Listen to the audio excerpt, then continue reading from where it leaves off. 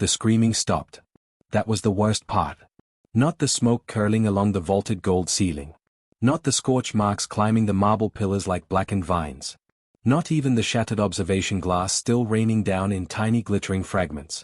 It was the silence. 3 minutes earlier, the imperial nursery of flame had been filled with alarms and shouting. Now it held nothing but drifting embers and the faint, rhythmic crackle of something still burning. The doors slid open with a hiss.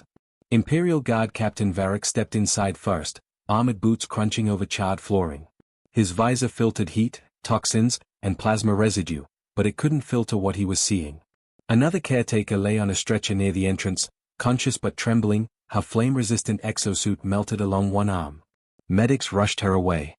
Across the room, 3 small shapes paced. They were no taller than hunting hounds. Sleek. Scaled. Radiating heat like living furnaces. Smoke drifted from their nostrils with every irritated breath. The Emperor's heirs. The future rulers of the Drakari Empire. And they had just incinerated their 12th caretaker. One of the hatchlings snapped at the air, frustrated, and a thin ribbon of white-hot flame licked across a reinforced wall. The wall held, but barely. Its protective sigils flickered. "They are destabilizing," Varric muttered. From the observation balcony above, a towering figure watched in silence. Emperor Kaeldar did not move. His black gold scales shimmered under the palace lights. His wings were folded tight, rigid with restrained fury. The nursery below had once been a chamber of celebration. Now it looked like the aftermath of a failed military siege. "They are not weapons," the Emperor said quietly. No one dared respond. The hatchlings were only 6 weeks from shell. They were not supposed to breathe plasma-hot flame yet. They were not supposed to reject every handler assigned to them. They were not supposed to burn through royal-grade containment barriers. And yet here they were, pacing, snarling, distressed. Unbonded. Another hiss of smoke burst from the smallest hatchling's nostrils. Its tail lashed violently. Sparks scattered across the floor. "They will not imprint," said the royal biologist beside the Emperor, voice shaking. "Without imprinting, they will remain volatile. Aggression levels will increase. Instability will compound." "I know what will happen," Kaeldar said. "If the hatchlings fail to bond with a caretaker soon, their growth cycles would harden around stress patterns. They would become uncontrollable, dangerous even to their own kind. An heir who cannot be calmed cannot rule." The Emperor turned away from the glass. "Summon the council." The chamber was silent when the decree was announced. 12 elite caretakers, one counselor said carefully. All trained in advanced draconic behavioral science. "Burned," another added. "Resigned," said a third. "Terrified," whispered a fourth. The Emperor's claws pressed into the stone armrest of his throne. "What is your solution?" he asked. There was hesitation. Then, "There is one final option." The chamber stiffened. "A human." Several counselors recoiled instantly. "The Death World species," one snapped. "They are fragile. They lack thermal resistance. They are biologically inferior in flame tolerance. They are reckless." The advisor swallowed but continued. "Humans have an unusual record with high-risk juvenile species across multiple systems. Their neurological response to threat stimuli differs significantly from ours. They do not respond to fire aggression with dominance displays." The Emperor's eyes narrowed. "What do they respond with?" "Proximity." The word hung in the air like a challenge. 2 days later, the palace gates opened. She did not arrive in armored procession. She did not arrive in a reinforced flame suit. She stepped out of a modest diplomatic transport wearing simple dark attire, carrying a small case, her hair tied back neatly. Human. Nurse Ilara Vance. She looked up at the towering obsidian palace and exhaled slowly. Captain Varric approached her, armor gleaming. "You understand," he said bluntly, "that the previous 12 caretakers were specialists." "Yes," she replied calmly. "They lasted an average of 4 minutes." She adjusted the strap of her case. "I've worked night shifts in neonatal trauma wards," she said. 4 minutes is generous." Varric blinked. "You are not fireproof." "No," she agreed. "You may be injured." "That's possible." "You may die." She looked him in the eyes then. "I was told they're babies." Varric hesitated. "They are dragons." She gave a small, almost amused smile. "Those aren't mutually exclusive." The nursery doors opened again. Inside, the hatchling sensed the shift immediately. 3 heads snapped toward the entrance. Smoke curled thicker. The smallest one let out a sharp, high-pitched screech that made 2 guards flinch backward. Elara did not step forward immediately. She stood just inside the threshold. Observed. The scorch patterns. The pacing roots. The shattered containment barriers. The claw marks. She inhaled slowly. The largest hatchling lowered its head. A warning rumble vibrated through the chamber. Heat intensified. Behind reinforced glass, Emperor Kael'thar watched without blinking. "This one will not last 30 seconds, a counselor murmured. The hatchling lunged. Flame erupted. Guards tensed. Alarm sigils flared. And the human nurse did something no one expected. She did not run. She did not shield herself. She did not shout. She crouched. Lowered her posture. And held still. The flame scorched across the floor in front of her boots, close enough to blister air, but she didn't retreat. The nursery filled with smoke. The hatchling halted mid-stride. Confused. The human tilted her head slightly. And spoke, softly. "It's okay," she said. The fire flickered. The entire empire held its breath. The smoke should have sent her running. It burned the lungs. It stung the eyes. Even through palace-grade ventilation, the air inside the nursery shimmered with heat distortion. The largest hatchling stood no more than 8 feet from her now. Its pupils were slitted razor-thin. Flame residue still hissed along the scorched marble between them. Behind the reinforced observation glass, Captain Varric's claws tightened against the railing. "Why isn't she retreating?" one counselor whispered. "She's in shock," another muttered. But Emperor Kael'thar said nothing. Because the human was not frozen. She was watching. Elara Vance did not look at the fire. She looked at the dragon. At the tightness in its jaw. At the tremor running through its tail. At the way its wings flared too wide for the size of the chamber. Overstimulated. Not enraged. The hatchling let out another sharp cry, short, piercing, almost painful to hear. It wasn't the roar of a predator. It was frustration. Elara slowly lowered herself further until she was kneeling. Not submissive. Not dominant. Present. Her voice, when she spoke again, remained steady. "That was loud, Herr?" The smallest hatchling snapped its head toward her, nostrils flaring. A thin puff of smoke escaped, less forceful this time. Elara didn't move closer. She didn't extend a hand. She simply shifted her weight slightly to the side so she wasn't directly squared against the largest one. Non-threatening angle. The 3 hatchlings began circling, tight, anxious movements. Their claws scraped against stone. Sparks danced beneath their feet. No one else had lasted long enough to see this stage. The pacing. The overload. The confusion. Most caretakers had tried commands first. Or containment fields. Or dominance signals common to Drakari bonding rituals. All of it had escalated the hatchlings further. Elara did none of that. Instead, she reached slowly into her small case. Gasps echoed from the observation chamber. "She's provoking them," someone hissed. But what she removed wasn't a tool. It was a small, soft cloth. She placed it on the floor beside her knee. Then she exhaled. Long. Slow. The sound was barely audible, but deliberate. Inhale. Hold. Exhale. Again. The largest hatchling froze mid-pace. Its head tilted slightly. The smallest let out a questioning chirp. Elara repeated the breath. Inhale. Hold. Exhale. The room began to feel different. Still hot. Still dangerous. But the rhythm shifted. Dragons were creatures of resonance. Their species communicated through vibration as much as sound. Breath, heart rate, subtle muscular tension, all of it signaled intent. And right now, the only steady rhythm in the room was coming from the human. The middle hatchling approached first. 2 cautious steps. Then one more. Heat intensified around her face. The air rippled like desert waves.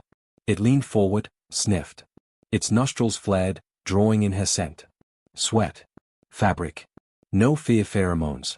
No sharp spike of adrenaline. Just warmth. The smallest hatchling suddenly darted forward in a quick, impulsive burst. Flame sparked at the back of its throat. Captain Varric swore under his breath. But instead of recoiling, Elara did something even stranger. She smiled. Not wide. Not baring teeth. Just soft. "Hi," she murmured. The little dragon's flame fizzled out mid-spark. It blinked. Actually blinked. Behind the glass, the biologist whispered, "They've never paused like that before."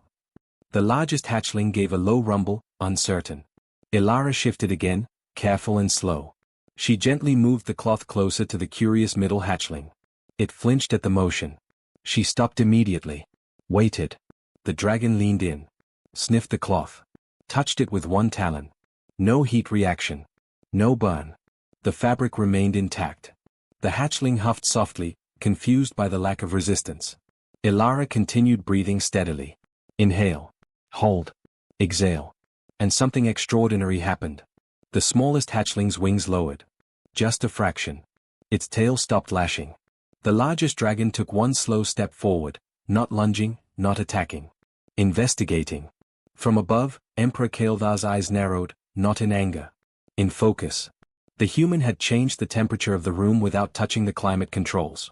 Not physically. Emotionally. She wasn't trying to overpower flame. She was regulating it.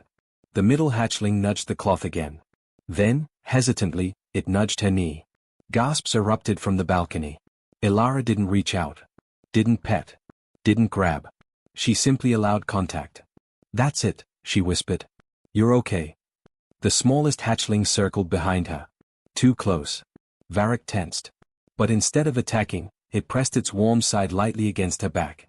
Testing. Ilara adjusted her balance to accommodate the weight. Still breathing slow. Still calm. The largest hatchling remained in front of her. Studying. Then, slowly, almost grudgingly, it lowered its head. Not fully. Not submissive. But no longer poised to strike. Smoke thinned. Flame subsided to faint heat shimmer. And for the first time since they hatched, the nursery was quiet without destruction. The Emperor exhaled slowly. "She does not command them," one counselor whispered in disbelief. "No," Kael'thar replied quietly. "She is stabilizing them." Below, Ilara finally extended her hand. Not toward their heads. Not toward their jaws. But palm down. Resting gently against the floor between them. The largest hatchling stepped forward. Placed one massive claw beside her fingers. Heat radiated, but did not burn. Its tail curled slightly inward. The human nurse didn't flinch. And this time, neither did they. The silence didn't break. It deepened. The three hatchlings remained gathered around the human, their earlier aggression replaced with something unfamiliar to the Imperial observers. Stillness. Not forced stillness. Not fear. Regulation. Ilara Vance remained seated on the scorched nursery floor, one palm resting against warm stone, her breathing steady and deliberate. The largest hatchling's claw remained inches from her fingers, its talons curved like molten ivory blades. Its heat should have blistered her skin. Instead, she adjusted slowly, just enough that her sleeve brushed lightly against the outer edge of its scaled foot. Contact. The hatchling tensed. A faint ember glow flickered beneath its scales. Ilara didn't pull away. "You're holding too much," she murmured softly. "That's uncomfortable, isn't it?" Behind the reinforced observation glass, the royal biologist frowned. She cannot possibly understand draconic flame cycle physiology. "Watch," Emperor Kael'thar said quietly. The smallest hatchling suddenly sneezed. A sharp burst of flame shot sideways, striking a blackened pillar and reigniting lingering soot. Guards jolted. Alarm sigils shimmered in warning. Ilara blinked at the flare of light. Then, she laughed. Not mockingly. Not startled. Warmly. "Oh," she said gently. "That one got away from you." The hatchling froze mid-step. Its ember glow faltered. Dragons did not understand laughter directed at flame. They understood dominance displays. Fear spikes. Aggressive flaring. They did not understand amusement without threat. The smallest dragon tilted its head sharply. Another tiny puff of smoke escaped, but weaker. Ilara shifted her posture slightly and did something no caretaker had attempted before. She began humming. Soft. Low. Rhythmic. The melody wasn't imperial. It wasn't structured like Drakari harmonic chants. It was human, simple, repetitive, steady as a heartbeat. The vibrations carried differently than speech. Dragons were resonance creatures. Their inner fire responded to frequency and cadence. The largest hatchling's chest expanded. Then slowed. The middle hatchling, still pressed lightly against her side, adjusted its weight and lowered itself fully to the floor for the first time. The smallest one circled, uncertain. Ilara altered her hum slightly, deepening the tone. Inhale. Hum. Exhale. Again. The smallest hatchling approached from behind and nudged her shoulder. Its scales were hot enough to sting. She winced, but did not retreat. Instead, she angled her shoulder slightly so the contact wasn't direct skin.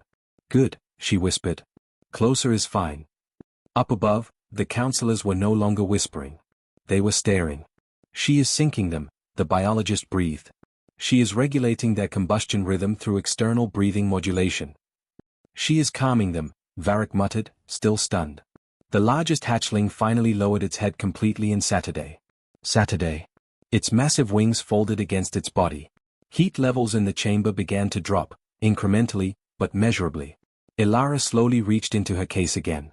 This time, she removed a small adjustable light emitter. The nursery lighting had been designed for high durability, bright, reflective, overwhelming. She dimmed her device. A soft amber glow spread outward around her in a gentle halo. Lower stimulus. Lower reactive response. The hatchling's pupils widened slightly.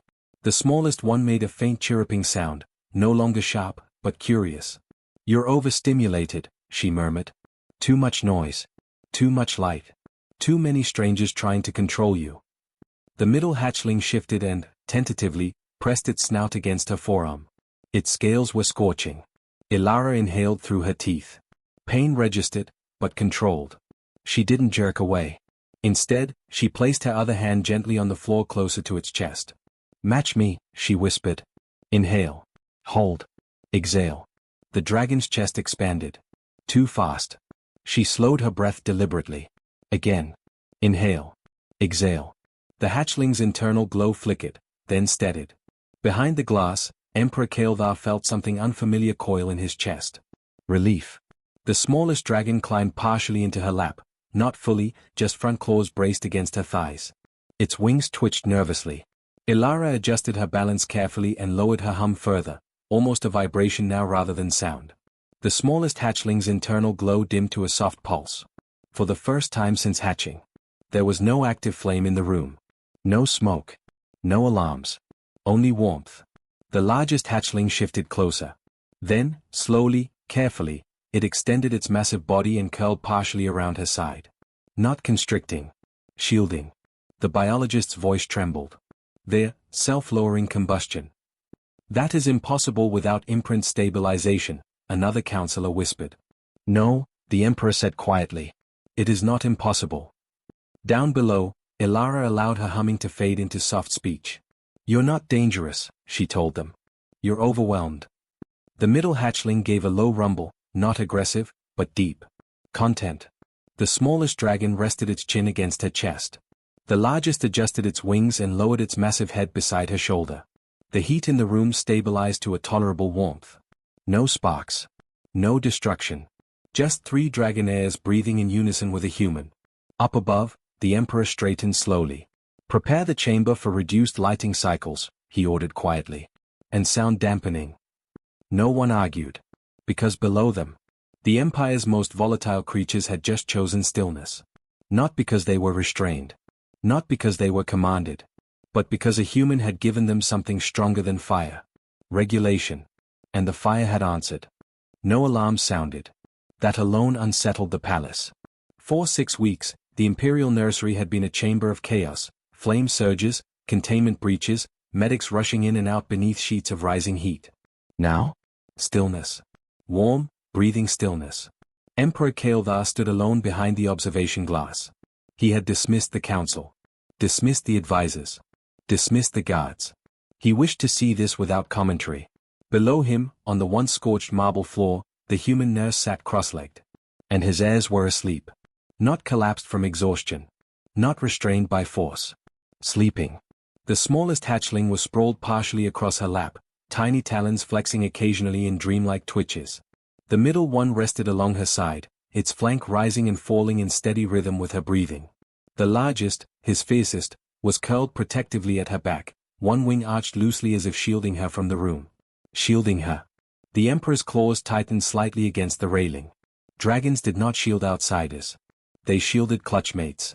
They shielded bonded kin. They shielded what they considered theirs. The human shifted slightly beneath their weight. Not enough to wake them.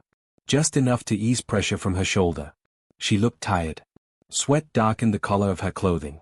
There were faint red marks along her forearm where scales had pressed too hot against skin. She had not requested protective armor.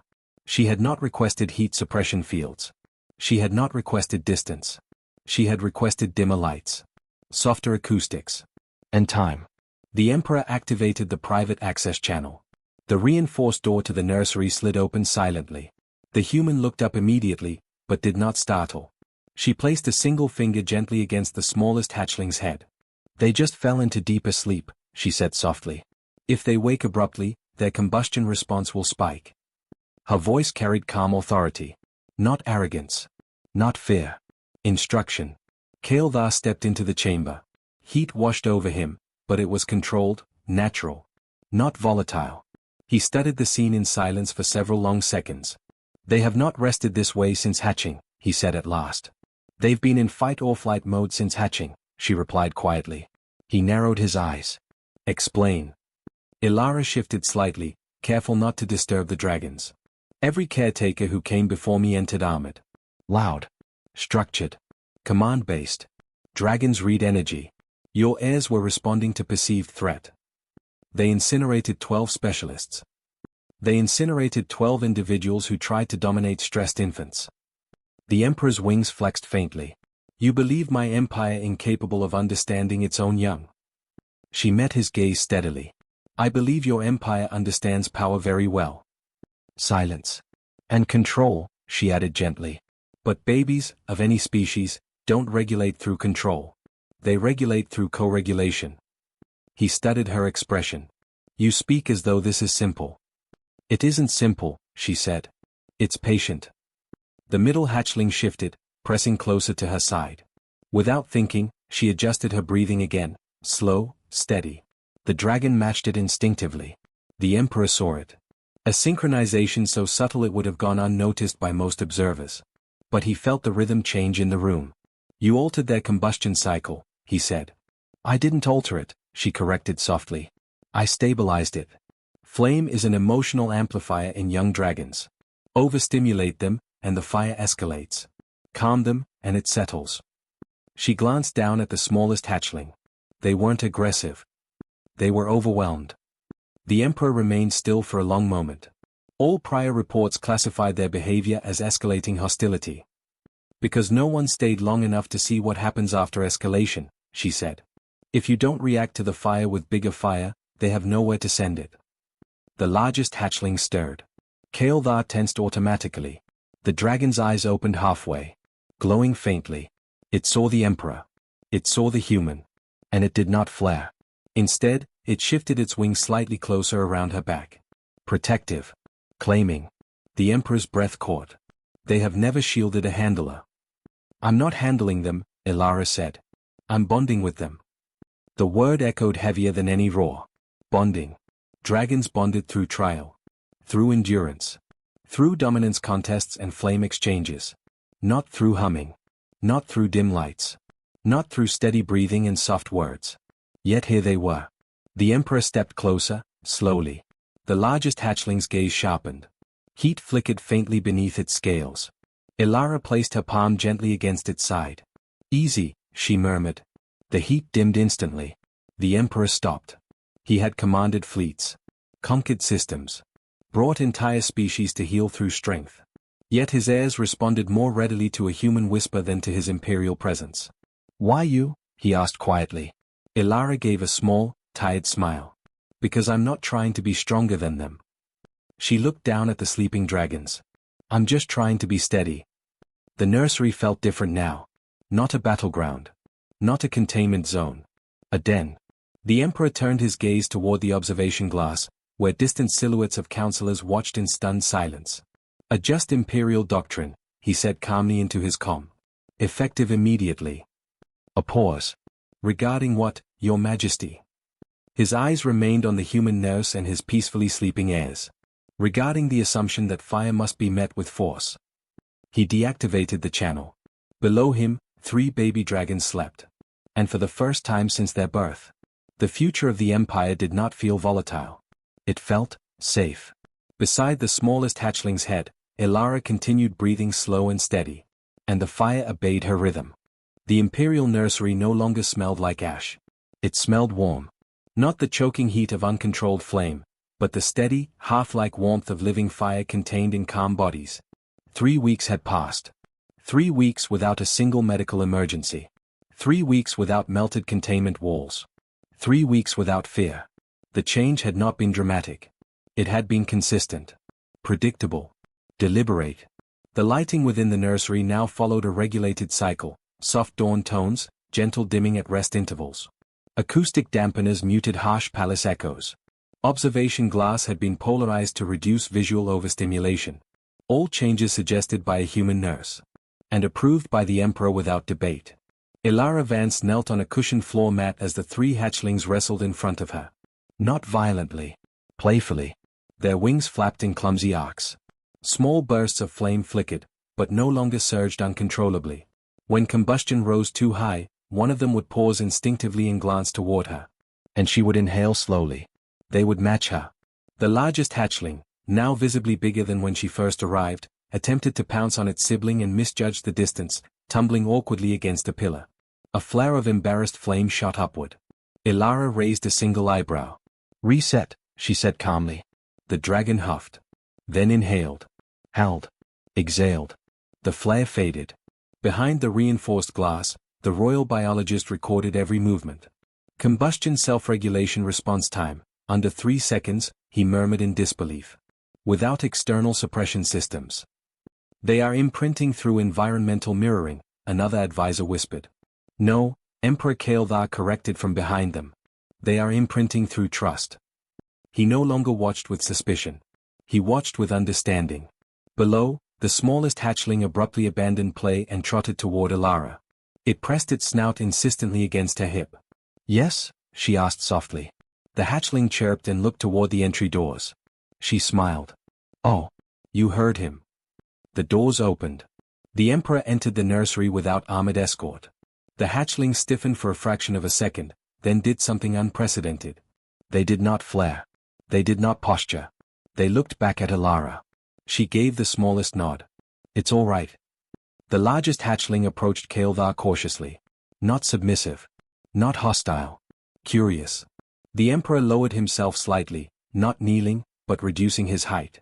A gesture he had never made before. The dragon stepped closer. Then, carefully, it pressed its forehead briefly against his armored forearm. A soft, controlled pulse of heat radiated outward. Not a warning. A greeting. The observation chamber erupted in stunned whispers. Ilara watched quietly. "They needed to know you weren't another threat stimulus," she said gently. "You're their father. But you were also overwhelming." The Emperor gave a low rumble of amusement. "I am often overwhelming." "Yes," she replied. "But they don't need overwhelming. They need consistent." The middle hatchling bounded forward and circled both of them before settling between Ilara and the Emperor like a bridge. A connection.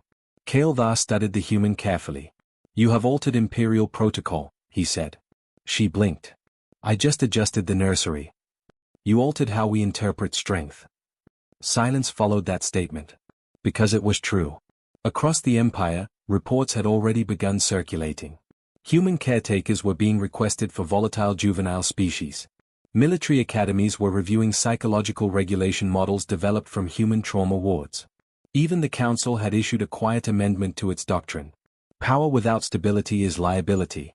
The smallest hatchling climbed partially into Ilara's lap again, now heavier than before. She adjusted automatically, steadying it with practiced ease. The Emperor watched the ease with which she handled living flame. "You will remain," he said. It was not a question. She hesitated only briefly. "I'll remain as long as they need me." The largest hatchling looked between them and made a low, satisfied rumble. Then, with surprising gentleness for a creature capable of leveling cities, it curled around both the Emperor's side and the human nurse's back. Not possessive. Protective. 3 heirs of the Drakari Empire. 1 human nurse. And no fire out of control. The Emperor rose slowly. "The Empire attempted to shield itself from its own future," he said quietly. "We armored the nursery. Reinforced the walls. Escalated containment." He looked down at his peacefully breathing hatchlings. "You removed the armor instead." "I removed the threat perception," she corrected softly. He nodded once. "Then let it be recorded." His voice carried, not as a roar, but as command. The future of this empire will not be raised by fear of its own power. The hatchlings shifted closer, their internal glow steady and warm. Outside the nursery, word spread. The emperor's heirs had stabilized. Not through force. Not through superior flame. But through patience. Through regulation. Through a human who did not try to extinguish fire. Only to steady it. That night, as the palace lights dimmed into artificial dusk, 3 young dragons slept in a calm spiral around a human nurse. Their breathing matched hers. Their flame pulsed gently in rhythm. And across the empire, a new understanding settled like embers finding balance. The empire had tried to resist fire with shields. A human answered it with steadiness. And the fire chose her.